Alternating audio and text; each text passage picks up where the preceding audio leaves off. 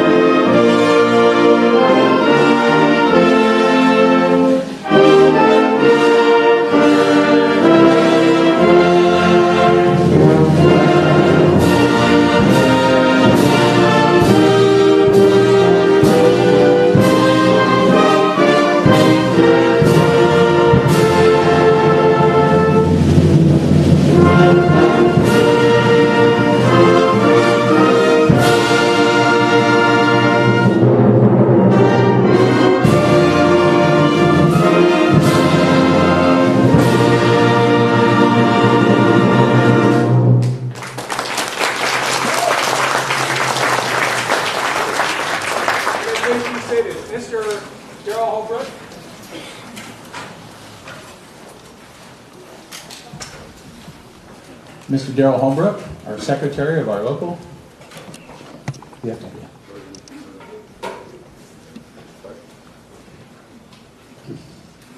Thank you, Dr. Griffith. I'm the secretary of our Veterans Museum over in town.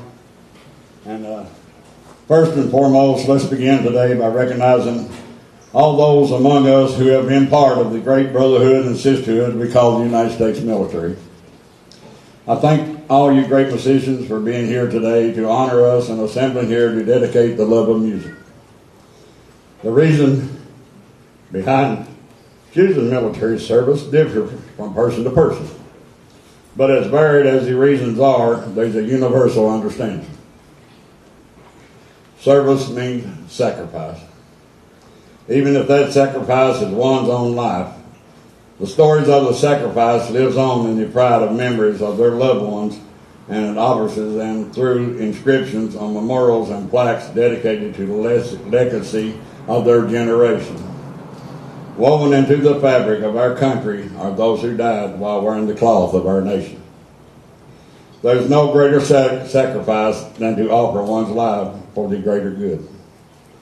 As President Abraham Lincoln observed more than 150 years ago, this extraordinary war in which we are engaged falls upon all classes of people, but the most heavily upon the soldier. For it has been said, all that a man hath will he give for his life. And while all contribute of their circumstance, the soldier puts his life at stake, and often yields it up in his country's cause. The highest merit then is due to the soldier. This respect we give to our fallen speaks to the value we place on their service. And it's not just back home we remember them.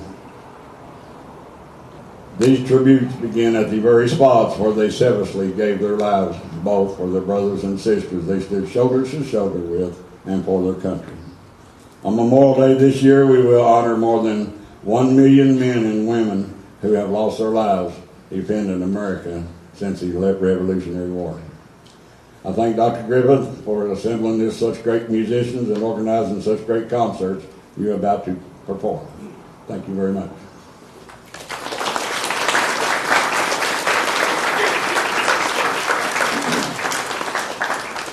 The next piece we're playing is American Salute.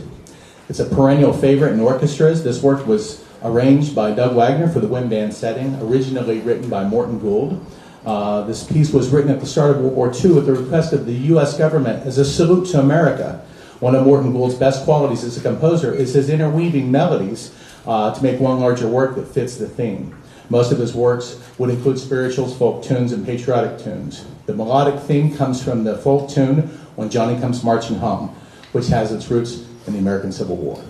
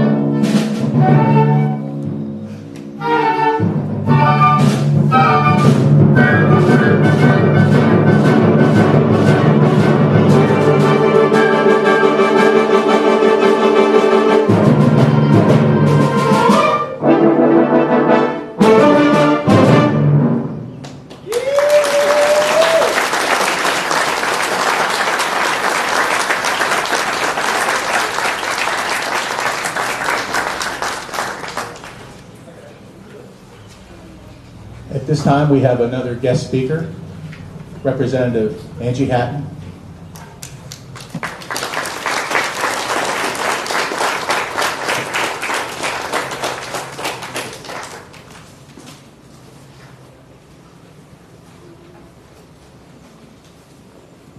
Thank you all so much.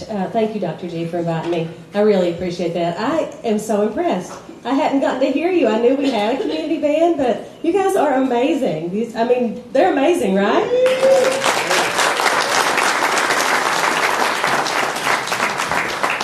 Do we have any veterans here? If so, could I ask you to stand so that we could honor you for a moment?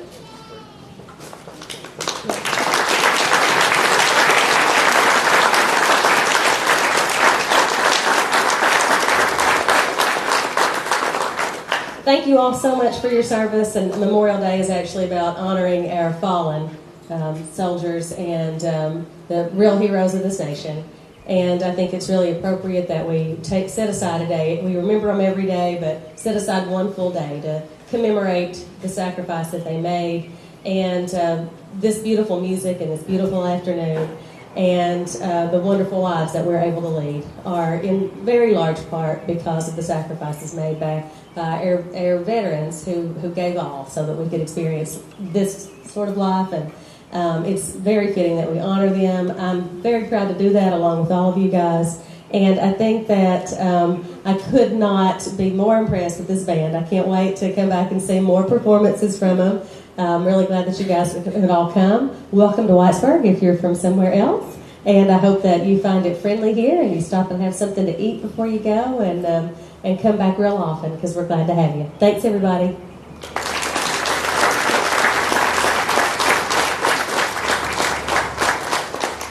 Thank you again. Thank you again, Representative Hatton. Our next tune is, you'll recognize the title of it, but it comes from something slightly different. It's titled "O'er the Land of the Free," and it's an original work for wind band that seeks to commemorate three major events in America. The first one being the Star-Spangled Banner, the second being the U.S. entrance into World War I, and the final being Operation Overlord, which saw the Allied liberation of Nazi-controlled France and marked the beginning of the end of World War II in Europe.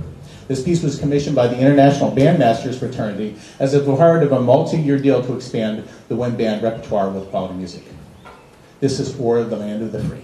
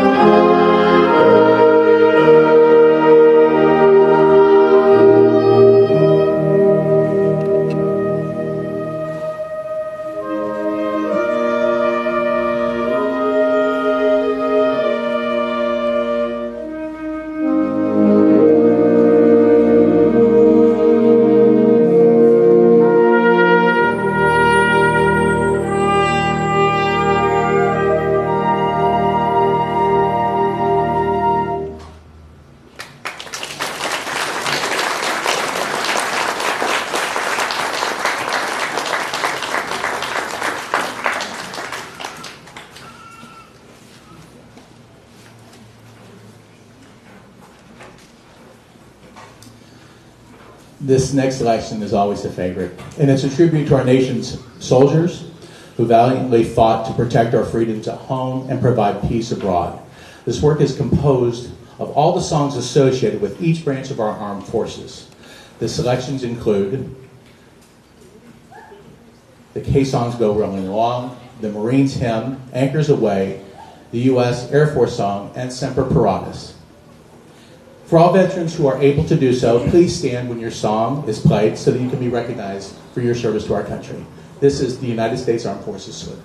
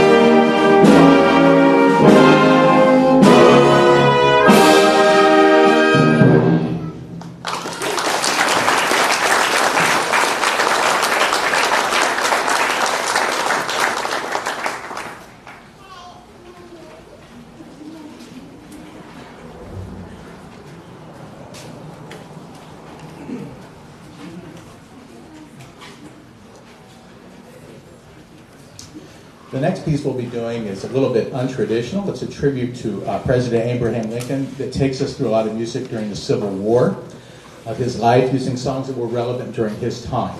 While composing this work, the composer used some of President Lincoln's quotes from some of his most famous speeches to inform his approach to the music of the piece. And tonight, our narrator for that is Mr. Ron Flannery.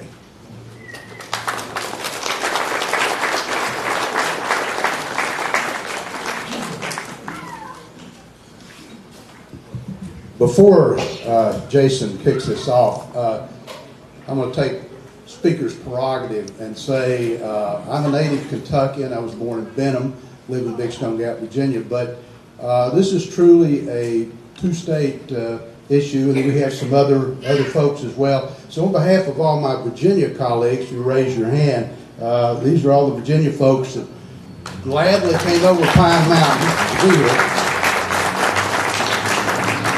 And for me, it's good to be back home in the great Commonwealth of Kentucky. I would also add we have some people here from North Carolina too. If you could raise your hand. Or, well, I'm sorry, who attend either the University of North Carolina or Duke University. Yeah. But our farthest student isn't even from this country, and she's from New Zealand. So, Millie?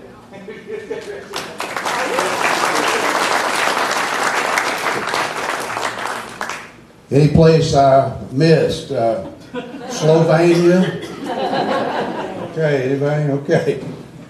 Okay, enough with this madness. This is a tribute to Abraham Lincoln.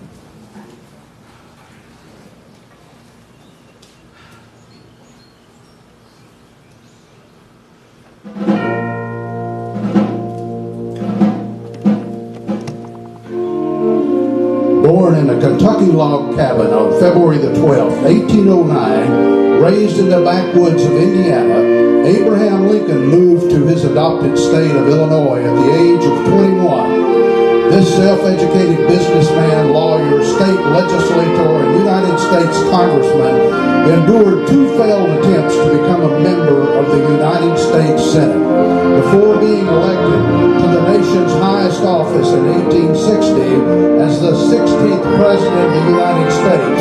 Known as the Great Emancipator, Lincoln championed the cause for equal rights amongst all people during the time of our country's greatest conflict, the Civil War.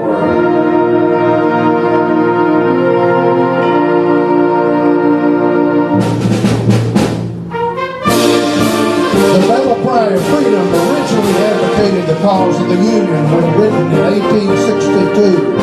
Lincoln used the song during the presidential campaign of 1864.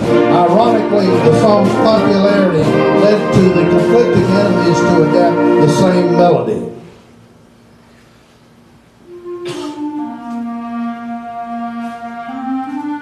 As crowds gathered on the White House lawn awaiting the details of General Lee's surrender, President Lincoln asked the Marine Band to play a personal favorite, Dixie.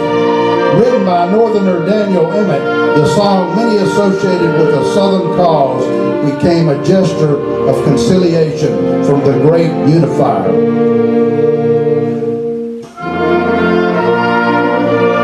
The Civil War was the most devastating war in America's history. In many aspects, it split us apart, yet in the end, we were able to come together as one nation. Listen closely to the words of Abraham Lincoln.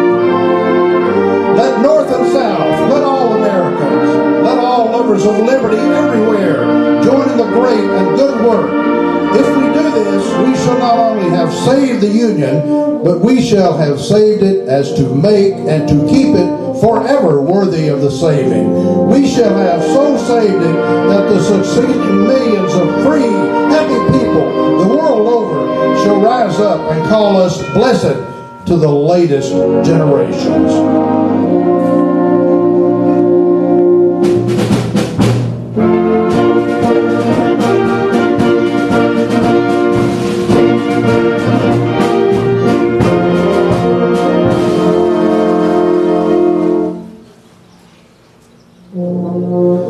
On April 14th, 1865, while attending a play with his wife Mary, the man credited with saving the nation was struck down by an assassin's bullet. A mournful nation grieved the loss of their president as his coffin made a 2-week journey home to Springfield, Illinois, where he was laid to rest. The love of freedom by the man many consider our greatest president can be felt in his words. I leave you hoping that the lamp of liberty will burn in your bosoms until there shall be no longer a doubt that all men are created free and equal.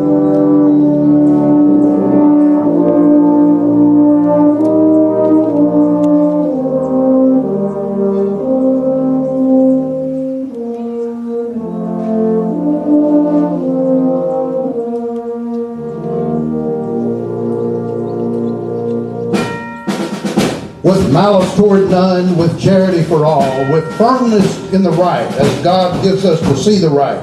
Let us strive on to finish the work we are in, to bind up the nation's wound, to care for him who shall have borne the battle, and for his widow and his orphan, to do all which may achieve and cherish a just and lasting peace among ourselves and with all nations.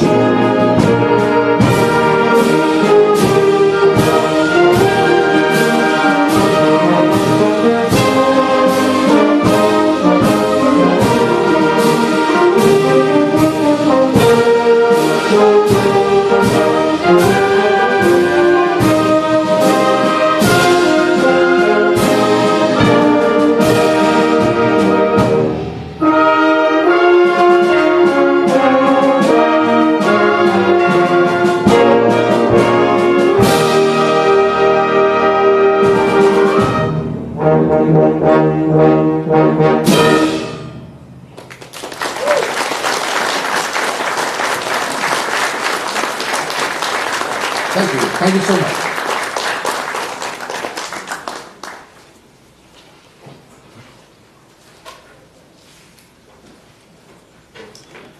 I think we do this next piece every year just for Daryl Holbrook. All right. Would a Memorial Day performance feel right if it didn't include Stars and Stripes Forever? This work, composed by the great John Philip Sousa, is a testament to Sousa's love of our country. Written at a time when Sousa was homesick and returning from Europe, a melody took Sousa's ear and would not leave until he had completely etched out this work in the manuscript. Something to listen for near the end. In the final trio, Sousa personifies 3 distinct sections in the United States. The main theme is represented by the North, the piccolo part represents the South, and the West being the bold counter melody in the low brass and trombone sections. Ladies and gentlemen, this is Stars and Stripes Forever.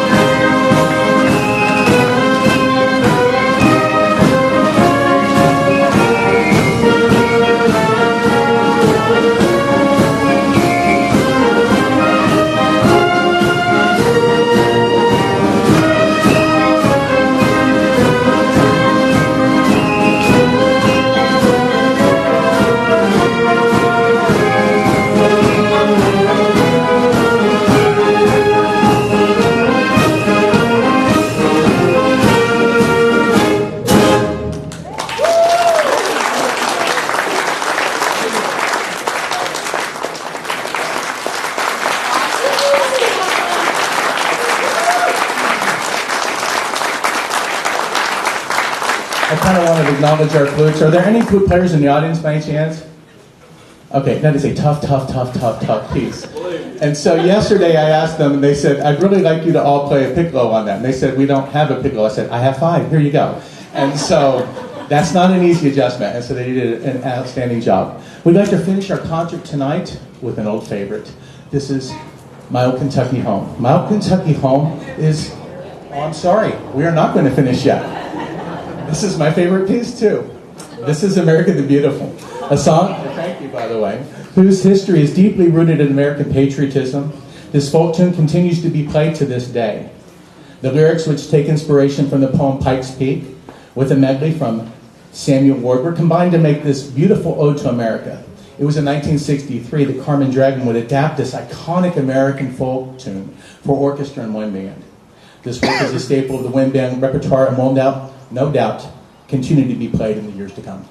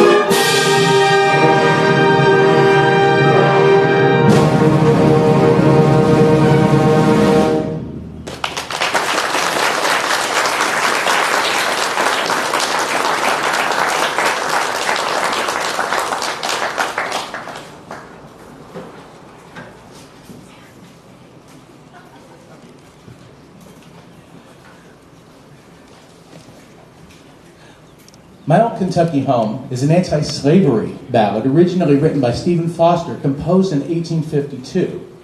Foster, an abolitionist, likely composed the song after being inspired by the narrative of popular anti-slavery novelist Harriet Beecher Stowe's Uncle Tom's Cabin, while likely referencing imagery witnessed on his visits to Bardstown, Kentucky, called Federal Hill. Since being written, it has been adopted as Kentucky's state song, becoming a common feature at sporting events such as the Kentucky Derby.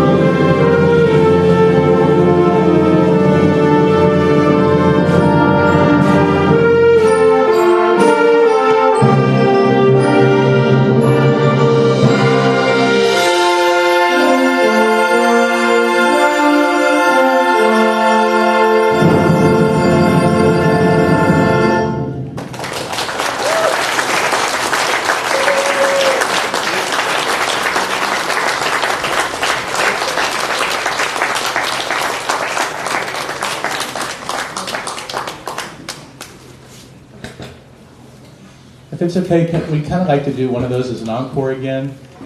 You can clap along with it when we get to the second part, but don't do it too fast because it's kind of hard for Floyd. So we're going to do this as an encore again. This is Stars and Stripes Forever.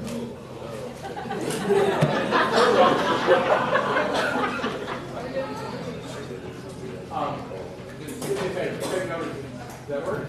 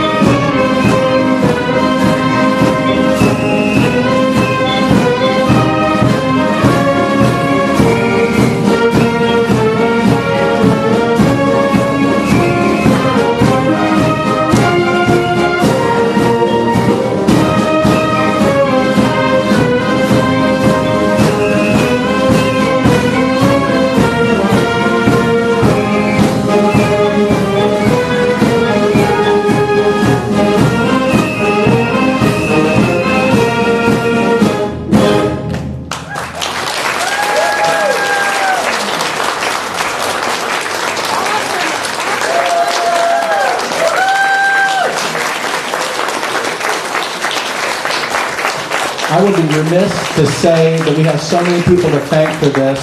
We want to thank the Apple Shop for having us, for allowing us to use their equipment, for us to use this facility to store our stuff here, and for promoting this on every mechanism and media they have. We want to thank Southeast Community Technical College for offering continuing education credits for our members. We want to thank Forgiven Ministries, both Aaron Prophet and Lauren Sturge, for helping sure that our trailer, that super heavy trailer, gets to and from all the time. I want to thank Dan Brennan and Noah Griffith so much the last couple of weeks for loading so many things and copying things.